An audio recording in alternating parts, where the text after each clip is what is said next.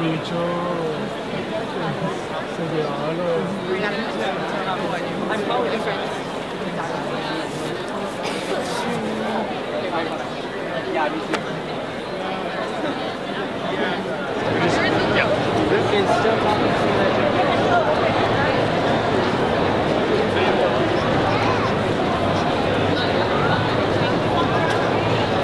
So if anything, it will bring a lot of people out to St. Jacobs and stuff like that.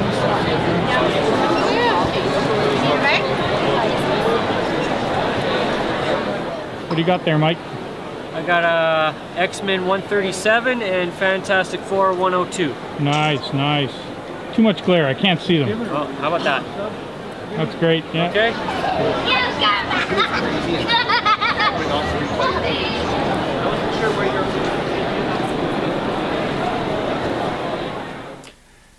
Yeah, you know, one of the greatest things I love about the December Comic Con is it, unlike other Comic Cons, this one obviously is much smaller and it's not as busy, so it allows you to get there and look through all the different, you know, vendors to find the books you want, and you're not fighting with everybody else to get what you need. And that's what I think is really great about the December Comic Con. So yeah, I hope you like that footage, guys, because that's what we did last weekend. And yeah, fantastic weekend. And we're going to show you some of the stuff. And once again, I got my special guest, Mike, here. How you doing, Mike? Special guest Mike. I'm doing good. I'm doing good. Cool, cool. And Jose, how you doing there, buddy? Ahoy, hoy. Good stuff. Good to see you guys back here. Okay, so we're going to show you some books here and maybe show you a bit more footage as we're going along. Very exciting week. Not only did we go to the Comic-Con, but depending on when they get this movie up, this video uploaded, it's also the premiere of Star Wars. The what's it called? I can't remember what it's called. Oh my God! Force Awakens. The Force Awakens. How baby. stupid am I? It's my favorite franchise. You blanked out a bit. I blanked out, but yeah. So yeah, great week. Very excited. I don't think I've had a more exciting week in comics and stuff in fanboy stuff than you could for this weekend. Wow, great. So anyways, most of the books we're going to be showing tonight are Jose's and Mike's, but the first one here is mine. And I thought I'd show this. This is one of the bondage covers. This is obviously Wonder Woman 219. The first time I saw this was actually on one of Lightning 2288's videos. Not a very expensive book. I don't actively collect the Wonder Woman bondage covers. When I see them and they're at a good price, I'll certainly pick it up. And this was a great price. I paid $3 for it. And it's in really good condition except for One minor little defect right there. But other than that, you know, hey, hell, for $3, you know, you have to ask me twice. I'm obviously going to pick it up. And so, yes, this is one of the acquisitions I picked up. It's a pimple, not a wart. It's definitely a pimple, not a wart. Yeah, man. Okay, so I guess we're going to start with Jose here. And, wow, maybe we should just call you High-End Jose. Yeah. Well, actually, I bought these books. I like breaking rules. These are not December Con books. I bought these a couple of weeks ago at my local Pendragon. And while I'm not a run collector like Mike here, and I like collecting consecutive keys, and this is one of the ones I already had. I think I mentioned in earlier shows. I have Astonishing Tales 1, 6, and 12. They're minor keys for the characters. These are not that level. They're basically, I collected them because of my childhood with, you know, monster movies. Oh, the main excellent. character is it, and it's that great graphic appeal. These are early Bronze Age. It started December of '73. Great stories. The first one included the Stonians. I love that name, Stonians. Okay. Anyway, Put it back to show the Stonians. the Stonians, yeah, like it was a kind of like a weird character, an alien race, and came down, inhabited this big, tall, 50-foot tall Russian statue, and it became like a living colossus. Oh, the next nice. one, he's fighting Granitor, the Lord of the Gargoyles, is really cool. And like I said, I brought these books just to point out like buying strategies. Sometimes, like I said, take advantage of deals. Like my local Pendragon was having like a Black Friday, even though we're Canadians, we don't usually have that stuff. Basically, if you'll notice, like I said, you can tell because they have the two prices, both in Canadian and in US. And like I said, he was giving that weekend 25 Canadian. Yeah, no, he was US saying the pricing, he was charging you, and like Canadian I said, dollars for the US price is what he was saying. exactly. Yes. Like so, Yes. you basically I saved like $30 just like that, and huge like discount. Yeah. huge discount. Like I said, 30% on the dollar. Yeah. exactly. Actually, right now it in is, financial markets, it's 136 to the dollar. So like Yeah. I mean, as our loonie goes down, they go up. So even more of a deal. And the great thing is, I also brought, like I said, as Paul finishes showing these books, they gave you a deal if you spend $100 on these books. Oh, I love this last one, against Fing Fang Foom. Totally. Fang Foom. I love that name. Yeah, it's great. Like, look Still at giving the using them karate today. chop to the telephone pole there. It's a great cover, man. Like I said, great books. I spent a little over $100, but like I said, what I ended up in the end, I saved money and I also got something sweet. Yeah, you got this as well. This was a freebie after. Well, after $100, you get the DC paperback Neil Adams #2, his illustrated Batman stuff. So Oh, very nice. since I don't have any Batman stuff, that's a $30 sticker price for that. So on top of saving money, getting US pricing, I got a $30 book on top. Oh, it'll be a great read too. I love Neil Adams. So Wow. like I said, the lesson here, boys and girls, is like take advantage of local sales. Like I said, if you're willing to spend a little bit of money, you get good deals. It makes it worthwhile. Okay, and the next book here we got is, wow, that's cool. This is X-Men #88, and Mike, you picked this up at this week's December Con, didn't you? I did, and this was a great deal. I can't believe it. It had to have been a mispriced mistake. It had a $10 price tag on it. I almost wanted to leave it in the original Wow. bag just to show you. Yeah. But, you know, 6.5. Corners 6.5. look good. There's some small wavering issues you got along here. There's a couple of creases, but don't break the paint, and there's Yeah. a little bit of roughness there. But so, you know, I give it 6.5. It's probably closer to 7. Yeah. But at a 6.5 for $10 Canadian, which is $7.50 US. Oh, for sure, like yeah. 25 cents. That's a $64 US book. That Great. was way mispriced. And of course, that's the first appearance of Frankenstein's monster. I think it's the only appearance of him, but still, it's a. Oh, this is also, I think, a reprint of, or the rewriting of number 40. Oh, so it's a reprint of X-Men. Yeah, X-Men you was doing. They started Okay. redoing the original series. Okay, so, but yeah, if anybody knows anything about X-Men, is for a while things weren't going too good at X-Men, and I think Marvel's even thinking of canceling the series. So some of the issues in this area here are actually reprints of earlier issues, Yeah. and they're going to kill the series altogether. And I think, as we all know, they ended up putting, I think it was Byrne and Claremont on it to try and save the book, Try to jive it up, and that's what happened. Because and the rest is history. Yeah. This cover here has got three credits to it: George Tuska, Sam Rosen, and Mari Sovereign. So those are big names too. Yeah. They're very familiar.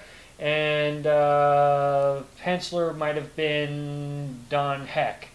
Cool. Writer Roy Thomas. So All right. Cool. Yeah. that's who's credited. If for you're that. wrong, I'll fix it. And it's a June 1974 for $10. That's a great book, Mike. $10. Yeah, great deal. You did really well.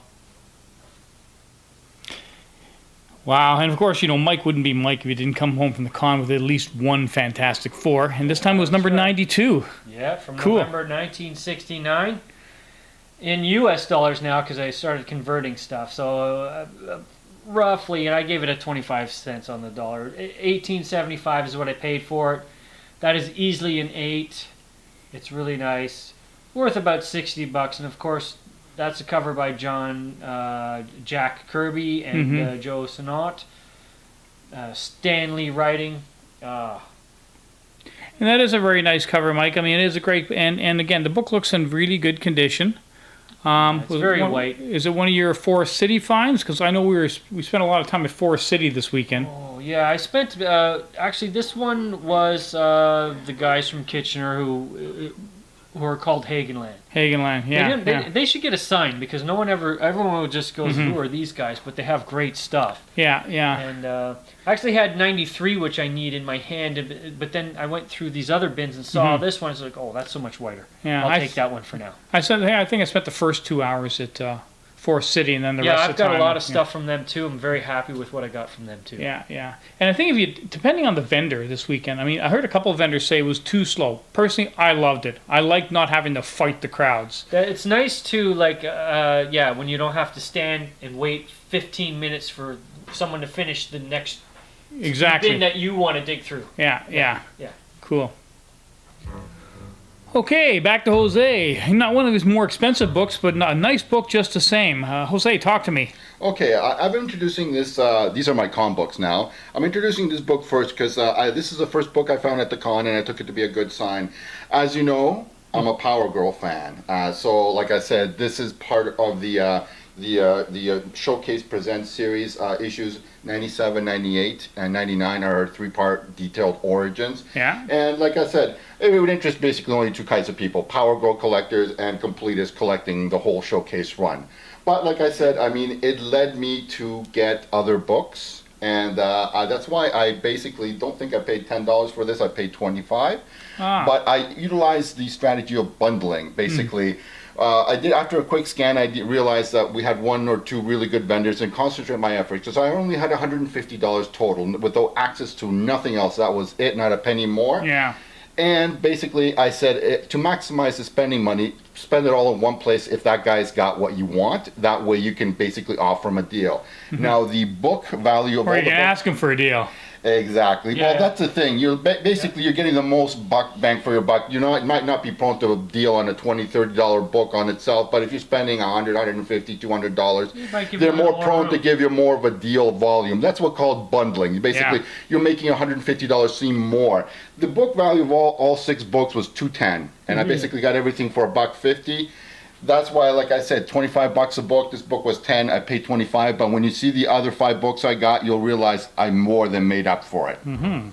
Okay, we got some real stellar gems here. We got Captain Marvel number 32 and 30, and a Warlock number 9.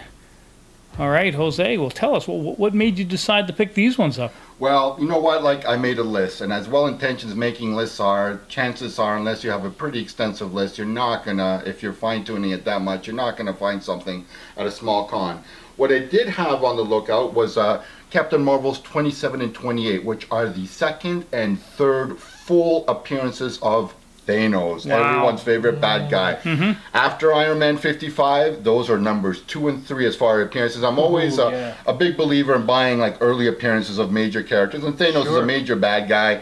Captain Marvel, that's where we find that goodness. Numbers 27 and 28. They began what's known as the first Thanos saga or war in Captain Marvel. Great stuff. I currently have number 33, which is one of the second last of the series there, getting CGC'd right now. I bought it as a near mint minus maybe. So I'm waiting to get that one back, and they're great books.